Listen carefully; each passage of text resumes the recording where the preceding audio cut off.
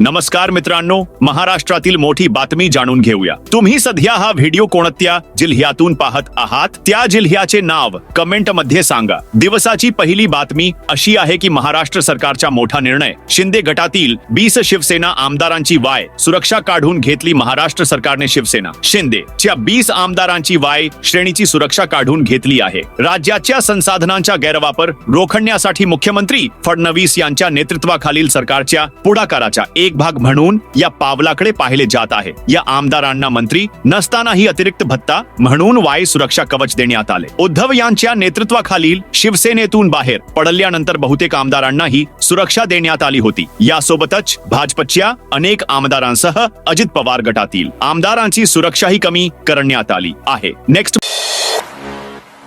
मुंबईत कोळशावर चालणाऱ्या तंदूर ओव्हनवर बंदी। मुंबईतील हॉटेल्स, रेस्टॉरंट्स आणि ढाब्यांमध्ये तंदूर रोट्या बनवण्यासाठी कोळशाच्या ओव्हनचा वापर करण्यास आता बंदी घालण्यात आली आहे। मुंबईतील खालावत चाललेल्या हवेच्या गुणवत्तेच्या पार्श्वभूमीवर हे पाऊल उचलण्यात आले आहे। तथापि मुंबई महानगरपालिकेने वैयक्तिक हॉटेल मालक आणि चालकांना इलेक्ट्रिक फर्नेसचा पर्याय सुचवला आहे। खरं तर मुंबई उच्च न्यायालयाने स्वतः या संदर्भात आदेश जारी केले आहेत। उच्च न्यायालयाच्या आदेशानंतर मुंबई महानगरपालिकेकडून या संदर्भात कारवाई केली जात आहे। मुंबई महानगरपालिकेने हॉटेल चालकांना 7 जुलैपर्यंत कोळशावर चालणाऱ्या तंदूर ओव्हनचे विद्युत उपकरणे सीएनजी, पीएनजी आणि एलपीजी इंधनात रूपांतर करण्याचे निर्देश दिले आहेत। नेक्स्ट,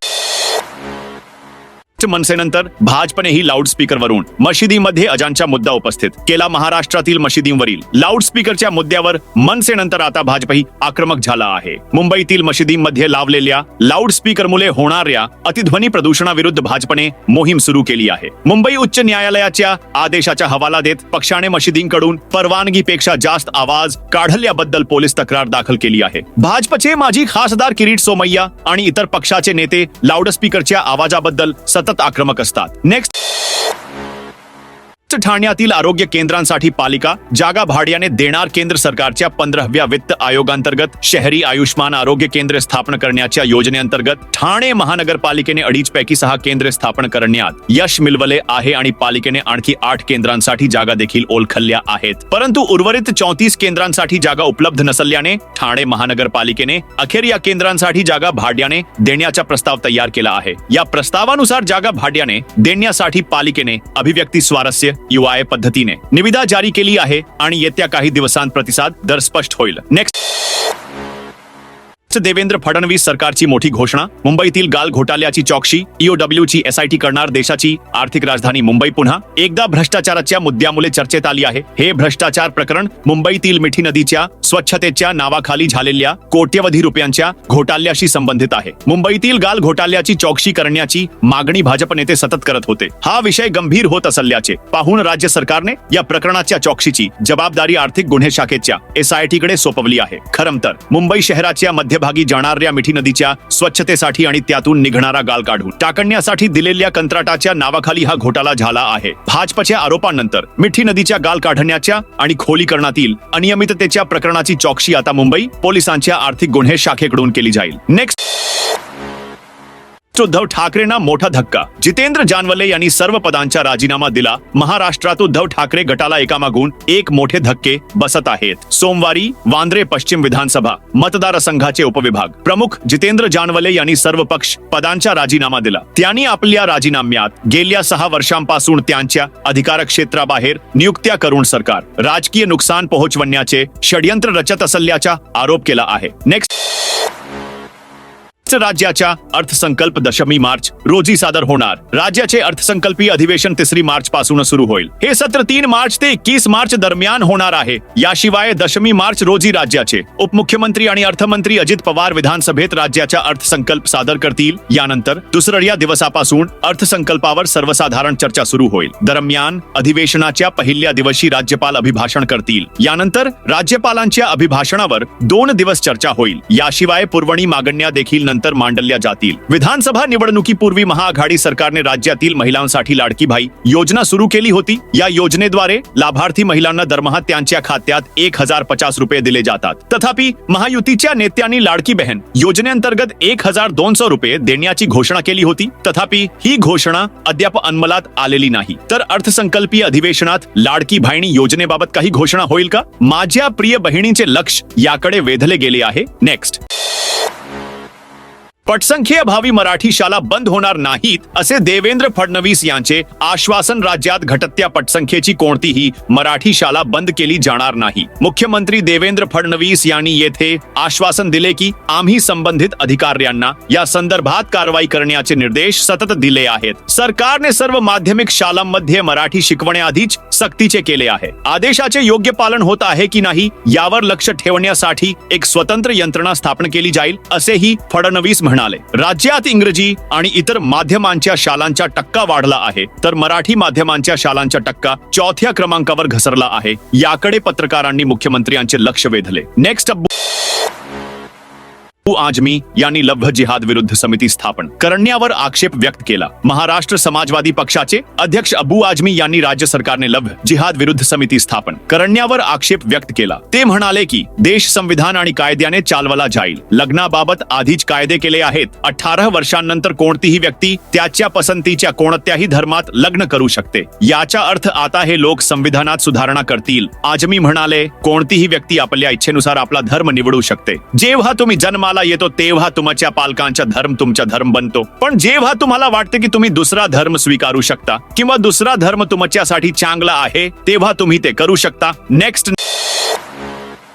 नाशिक मध्ये दिवसाढवल्या दागिन्यांच्या दुकानात दरोडा. सोमवारी दुपारी महाराष्ट्रातील नाशिक शहरातील एका दागिन्यांच्या दुकानातून 2 दरोडेखोरांनी बंदुकीचा धाक दाखवून 300 ग्रॅम सोने लुटले. ही घटना दुपारी महालक्ष्मीनगर सिडको परिसरातील श्री ज्वेलर्स दुकानात घडली. जवळच बसवलेल्या सीसीटीव्ही कॅमेऱ्यात हा प्रकार कैद झाला. गुन्हा दाखल केल्यानंतर आरोपीचा शोध सुरू असल्याचे पोलिसांनी सांगितले. प्रत्यक्षदर्शींनी दिलेल्या माहितीनुसार चेहऱ्यावर रुमाल बांधून 2 गुंड दुकानात घुसले आणि तिथे उपस्थित असलेल्या ज्वेलर्सच्या मालकाला पिस्तूल दाखवून धमकावले. यानंतर ते 300 ग्रॅम सोने घेऊन पळून गेले. नेक्स्ट,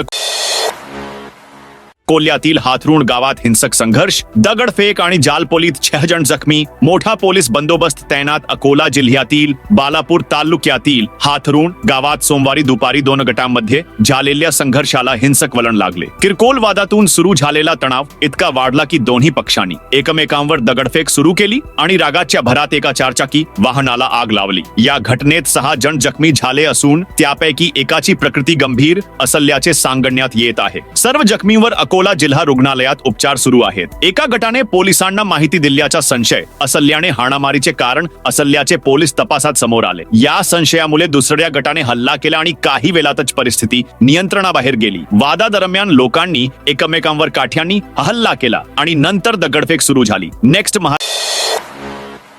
महाराष्ट्रात बंदी घातलेले गुटखा रेनेकेट उघडकीस आले. महाराष्ट्रातील ठाणे येथे बेकायदेशीरपणे बंदी घातलेला गुटखा गोळा केल्याप्रकरणी एका व्यक्तीला अटक करण्यात आली आहे. पोलीस पथकाने घटनास्थळावरून 2,21,000 रुपयांचा बंदी घातलेला गुटखाही जप्त केला. एका पोलीस अधिकाऱ्याने ही माहिती एका वृत्तसंस्थेला दिली. एका इमारतीतून 2,21,000 रुपयांचा बंदी घातलेला गुटखा जप्त करण्यात आला आणि बेकायदेशीरपणे हा पदार्थ साठवल्याबद्दल एका व्यक्तीला अटक करण्यात आल्याचे अधिकाऱ्याने सांगितले. या प्रकरणात त्याचीही चौकशी सुरू आहे. नेक्स्ट, जळगाव मध्ये जीबीएसच्या आणखी एक रुग्ण. महाराष्ट्रातील जळगाव येथील एका 3 वर्षाच्या मुलाला जीबीएस आजाराची लागण झाल्याची पुष्टी झाली आहे. या मुलावर शासकीय वैद्यकीय महाविद्यालयाच्या बालरोग विभागाच्या आयसीयू मध्ये उपचार सुरू आहेत. या मुलाला गेल्या काही दिवसांपासून पाय दुखण्याची तक्रार होती. त्यानंतर रक्त तपासणीत तो जीबीएस आजाराने ग्रस्त असल्याचे दिसून आले. जिल्ह्यात आतापर्यंत जीबीएसचे 3 रुग्ण आढळले आहेत. त्यापैकी एका महिला रुग्णाला रुग्णालयातून डिस्चार्ज देण्यात आला आहे, तर एका तरुणावर आणि एका मुलावर उपचार सुरू आहेत.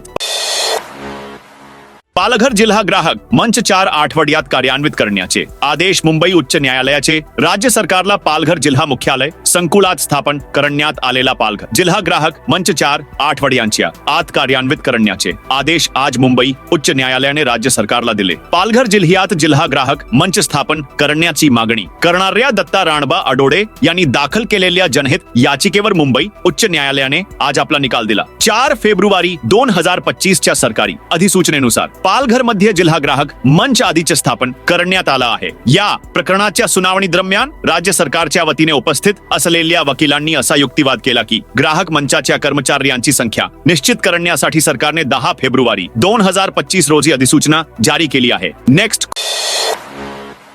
कोल्हापुरात हवेची गुणवत्ता खालावली. टँकरमधून रस्त्यावर पाणी शिंपडणे. कोल्हापूर शहरात वाढती धूळ आणि हवेची गुणवत्ता खालावल्याबद्दल नागरिकांकडून तक्रारी वाढल्यानंतर प्रशासनाने पाणी शिंपडणाऱ्या टँकरचा वापर करून मुख्य रस्ते स्वच्छ केले. राष्ट्रीय स्वच्छ हवा कार्यक्रमांतर्गत शहरातील वायू प्रदूषण कमी करण्यासाठी महापालिका क्षेत्रात विविध उपाययोजना राबविल्या जात आहेत. या अंतर्गत हवेतील धुळीचे कण कमी करण्यासाठी महानगरपालिकेने प्रशासक यांची नियुक्ती केली आहे. मंजुलक्ष्मी यांच्या मार्गदर्शनाखाली पाणी शिंपडण्याचे टँकर खरेदी करण्यात आले आहेत. नेक्स्ट,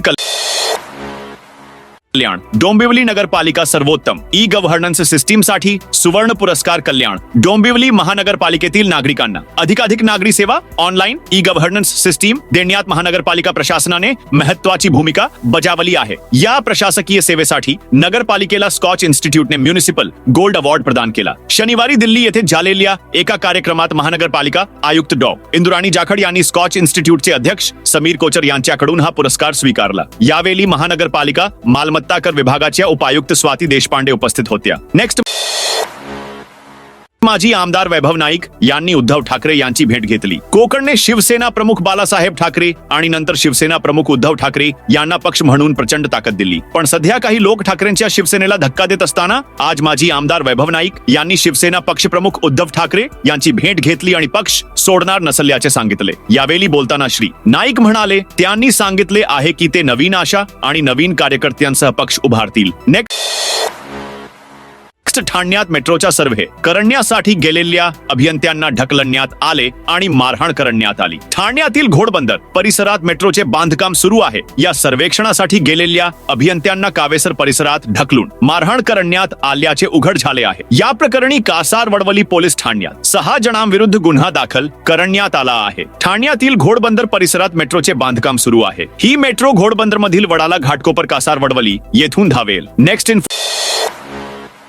इन्फोसिसने 400 कर्मचाऱ्यांना कामावरून काढून टाकले. कंपनी विरुद्ध गुन्हा दाखल. इन्फोसिस ही देशातील आघाडीच्या IT कंपन्यांपैकी एक आहे. इन्फोसिसचे संस्थापक नारायण मूर्ती यांनी आठवड्यातून 7 तास काम करण्याचा सल्ला दिल्यावर ते चर्चेचा विषय बनले. तथापि आता शेकडो कर्मचाऱ्यांना कामावरून काढून टाकल्यानंतर कंपनी पुन्हा एकदा चर्चेत आली आहे. कंपनी या प्रकरणाची चौकशी करण्याची मागणी करत आहे. कर्नाटकातील म्हैसूर के नंपसमधून शेकडो प्रशिक्षणार्थींना काढून टाकल्याने कंपनी वादात सापडली होती. तर मित्रांनो, ही आज महाराष्ट्रातील मोठी बातमी होती. तुम्ही सध्या ज्या जिल्ह्याचा हा व्हिडिओ पाहत आहात त्याचे नाव सांगा.